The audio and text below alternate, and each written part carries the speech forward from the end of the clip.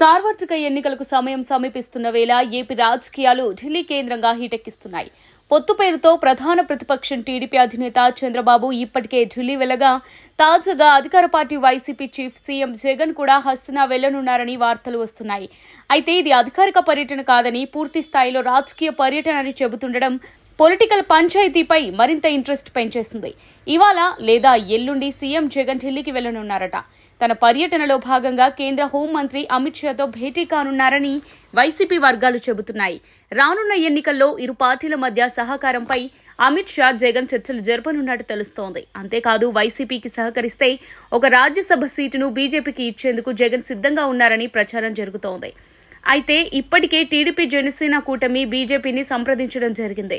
BJP మద్దతుపై ఎప్పుడు చిన్న comment కూడా చేయని టీడీపీ అధినేత చంద్రబాబు స్వయంగా ఢిల్లీలో పర్యటిస్తుండడం, ఇప్పటికే బీజేపీ పెద్దలతో కలవడం చూస్తుంటే బీజేపీతో పొత్తు కన్ఫర్మ్ అంటున్నారు టీడీపీ నేతలు. ఇదే సమయంలో జగన్ ఢిల్లీ పర్యటనకు వెళ్లడం టీడీపీలో టెన్షన్ మొదలైంది. జగన్ పర్యటన తప్పకుండా బీజేపీ జనసేన టీడీపీ ట్రై కూటమిపై ప్రభావం చూపుతుందని రాజకీయ విశ్లేషకులు భావిస్తున్నారు.